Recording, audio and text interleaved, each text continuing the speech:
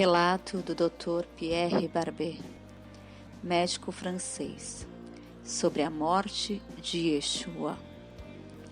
Sou um cirurgião e dou aulas há algum tempo.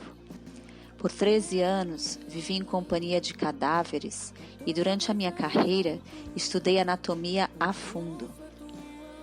Posso, portanto, escrever sem presunção a respeito de morte como aquela. Yeshua entrou em agonia no Getsemane e seu suor tornou-se como gotas de sangue a escorrer pela terra. Um relato sobre a morte do Messias. O único evangelista que relata o fato é um médico, Lucas, e o faz com precisão de um clínico. O suar sangue, ou hematidrose, é um fenômeno raríssimo. É produzido em condições excepcionais. Para provocá-lo, é necessária uma fraqueza física acompanhada de um abatimento moral violento, causado por uma profunda emoção, por um grande medo. O terror, o susto, a angústia terrível de sentir-se carregando todos os pecados dos homens devem ter esmagado Yeshua. Tal tensão extrema produz o rompimento das finíssimas veias capilares que estão sob as glândulas sudoríparas. O sangue se mistura ao suor e se concentra sobre a pele e então escorre por todo o corpo até a terra. Conhecemos a farsa do processo preparado pelo Sinédrio hebraico, o envio de Yeshua a Pilatos e o desempate entre o procurador romano e Herodes. Pilatos cede e então ordena a flagelação de Yeshua. Os soldados despojam Yeshua e o prendem pelo pulso a uma coluna do pátio. A flagelação se efetua com tiras de couro múltiplas, sobre as quais são fixadas bolinhas de chumbo e de pequenos ossos. Os carrascos devem ter sido 2, um de cada lado e de diferente estatura. Golpeiam com chibatadas a pele, já alterada por milhões de microscópicas hemorragias do suor de sangue. A pele se dilacera e se rompe, o sangue espirra. A cada golpe, Yeshua reage em um sobressalto de dor. As forças se esvaem, um suor frio lhe impregna a fonte. A cabeça gira em uma vertigem de náusea. Calafrios lhe correm ao longo das costas. Se não estivesse preso no alto pelos pulsos, cairia em uma poça de sangue. Depois, o escárnio da coroação, com longos espinhos, mais duros que os de acácia. Os algozes entrelaçam uma espécie de capacete e o aplicam sobre a cabeça. Os espinhos penetram no couro cabeludo, fazendo-o sangrar. Os cirurgiões sabem o quanto sangra o couro cabeludo. Pilatos, depois de ter mostrado aquele homem dilacerado à multidão feroz, o entrega para ser crucificado. Colocam sobre os ombros de Yeshua o grande braço oriental da cruz. Pesam 50 quilos. A estaca vertical já está plantada sobre o Calvário. Yeshua caminha com os pés descalços pelas ruas de terreno irregular, cheias de pedregulhos. Os soldados os puxam pelas cordas. O percurso é de cerca de 600 metros. Yeshua, fatigado, arrasta um pé após o outro. Frequentemente cai sobre os joelhos. E os ombros de Yeshua estão cobertos de chagas. Quando ele cai por terra, a viga lhe escapa, escorrega e lhe esfola o dorso. Sobre o Calvário tem início a crucificação. Os carrascos despojam o condenado, mas a sua túnica está colada nas chagas e tirá-la produz dor atroz Quem já tirou uma atadura de gaze de uma grande ferida percebe do que se trata. Cada fio de tecido adere à carne viva. Ao levarem a túnica, se laceram as terminações nervosas, postas em descoberto pelas chagas. Os carrascos dão um puxão violento. Há um risco de toda aquela dor provocar uma síncope, mas ainda não é o fim. O sangue começa a escorrer. Yeshua é deitado de costas, as suas chagas se incrustam de terra e pedregulhos. Depositam-no sobre o braço horizontal da cruz. Os algozes tomam as medidas. Com uma broca é feito um furo na madeira para facilitar a penetração dos pregos.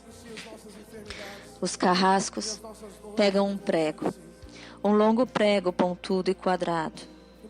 Apoiam-no sobre o pulso de Yeshua com um golpe certeiro de martelo, o plantam e o rebatem sobre a madeira.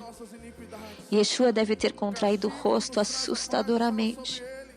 O nervo mediano foi lesado. Pode-se imaginar aquilo que Yeshua deve ter provado. Uma dor lancinante, agudíssima, que se difundiu pelos dedos e espalhou-se pelos ombros, atingindo o cérebro. A dor mais insuportável que um homem pode provar, ou seja, aquela produzida pela lesão dos grandes troncos nervosos. Provoca uma síncope e faz perder a consciência, mas em Yeshua não. O nervo é destruído só em parte. A lesão do tronco nervoso permanece em contato com o prego. Quando o corpo for suspenso na cruz, o nervo se esticará fortemente, como uma corda de violino esticada sobre a cravelha. A cada solavanco, a cada movimento, vibrará, despertando dores dilacerantes. Um suplício que durará 3 horas. O carrasco e seu ajudante empunham a extremidade da trava. Elevam Yeshua, colocando-o primeiro sentado e depois em pé. Consequentemente, fazendo-o tombar para trás, o encostam na estaca vertical. Depois, rapidamente, encaixam o braço horizontal da cruz sobre a estaca vertical. Os ombros da vítima esfregam dolorosamente sobre a madeira áspera. As pontas cortantes da grande coroa de espinho penetram o crânio. A cabeça de Yeshua inclina-se para a frente, uma vez que o diâmetro da coroa o impede de apoiar-se na madeira. Cada vez que o mártir levanta a cabeça, recomeçam pontadas agudas de dor. Pregam-lhe os pés.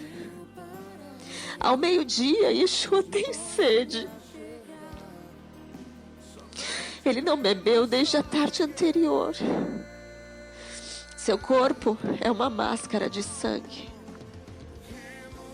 A boca está semiaberta e o lábio inferior começa a pender.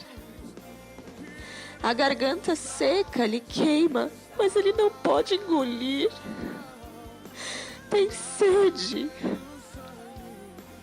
Um soldado lhe estende sobre a ponta de uma vara uma esponja, embebida em bebida ácida, em uso entre os militares. Tudo aquilo é uma tortura atroz.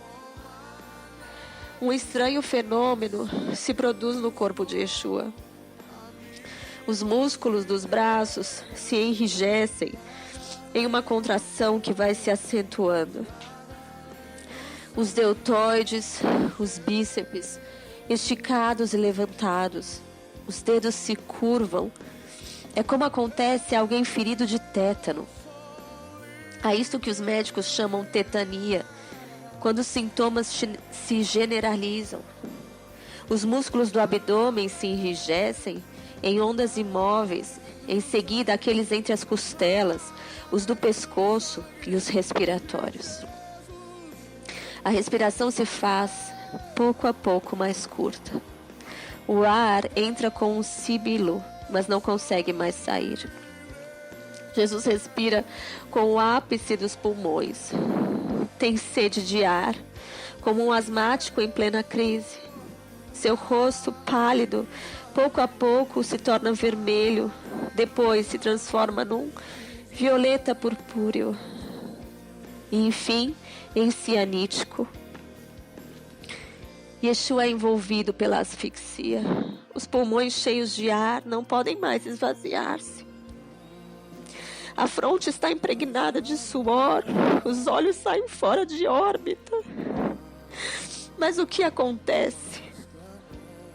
Lentamente, com um esforço sobre-humano, Yeshua toma um ponto de apoio sobre o prego dos pés. Esforça-se a pequenos golpes, se eleva, aliviando a tração dos braços. Os músculos do tórax se distendem. A respiração torna-se mais ampla e profunda. Os pulmões se esvaziam e o rosto recupera a palidez inicial. E por que este esforço? Porque Yeshua quer falar.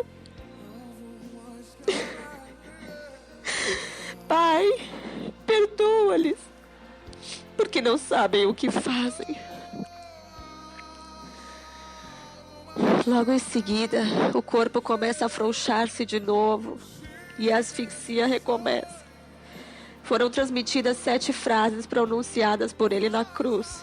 Cada vez que quer falar, deverá elevar-se tendo como apoio o prego dos pés. Inimaginável.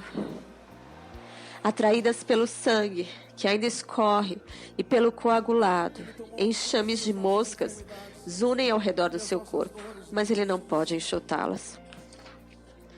Pouco depois, o céu escurece, o sol se esconde. De repente, a temperatura diminui. Logo serão 3 da tarde. Depois de uma tortura que duram 3 horas, todas as suas dores, a sede, as câimbras, a asfixia, o latejar dos nervos medianos, lhe arrancam um lamento. Meu Deus, por que me abandonastes? Yeshua grita, tudo está consumado. Em seguida, num grande brado, ele diz, Pai, nas tuas mãos entrego meu espírito. E morre em meu lugar e no seu. Dr. Pierre Barbet, de 1884 a 1961. Foi um médico francês e o cirurgião-chefe do Hospital de São José, em Paris. Através da realização de várias experiências, Barbet introduziu um conjunto de teorias sobre a crucificação de Yeshua.